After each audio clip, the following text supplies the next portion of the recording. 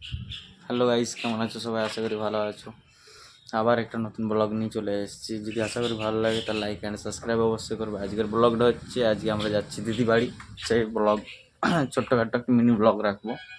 যদি ভালো লাগে তাহলে লাইক অ্যান্ড সাবস্ক্রাইব অবশ্যই করবে। আমি যাচ্ছি আর তোমাদের দিদিভাই যাচ্ছে, ও রেডি হচ্ছে, তাই আমি এখন হালকা করে একটু ভিডিওটা বানিয়ে নিচ্ছি। তো আশা করি নেক্সট ভিডিওটা দেখে নেন আপনারা ব্লগে। টাটা। দিন পর বাড়ির থেকে বার হয়েছে, তাই কি স্মাইল দেখো মেয়েটার। ও বলছে জীবনটা বেঁচে গেল। এত এত টাকা নিচ্ছে সরকার পাবলিকের কাছ থেকে, বাট রাস্তাগুলো দেখো এত এত খারাপ। কি বলবো, টাকাগুলো কি করছে, লিখে শেষ করে দিচ্ছে নাকি।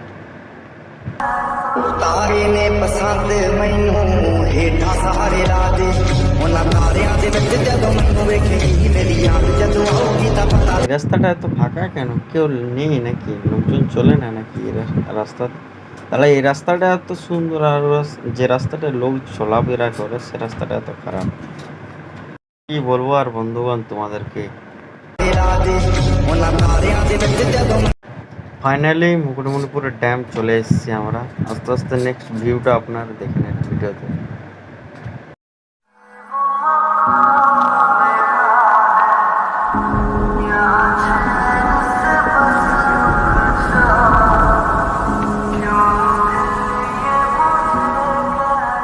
ਤਾਰੇ ਨੇ ਪਸੰਦ ਮੈਨੂੰ ਹੇਠਾਂ ਸਹਾਰੇ ਲਾ ਦੇ ਉਹਨਾਂ ਤਾਰਿਆਂ ਦੇ ਵਿੱਚ ਜਦੋਂ ਮੈਨੂੰ ਵੇਖੇਗੀ ਮੇਰੀ ਯਾਦ ਜਦੋਂ ਆਉਗੀ ਤਾਂ ਪਤਾ ਲੱਗੂਗਾ ਵੇਖੇਗੀ ਮੇਰੀ ਯਾਦ ਜਦੋਂ ਆਉਗੀ ਤਾਂ ਪਤਾ ਲੱਗੂਗਾ।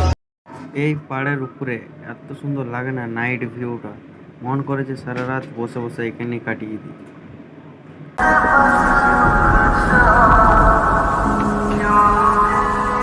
রাত হয়ে গেল, আর ভিডিও করছি না, এখানে আমরা ভিডিওটা সমাপ্ত করব। অথবা দিদি ফোন করছে অনেকবার, রাত হয়ে গেছে তো মেয়ে ছেলে মানুষ আছে আমার সাথে, তার জন্যে যদি ভিডিওটা ভালো লাগে তাহলে লাইক অ্যান্ড সাবস্ক্রাইব অবশ্যই করবে। আর চেষ্টা করি যেমন নেক্সট ব্লগ আবার দিতে পারি। Bye, tata.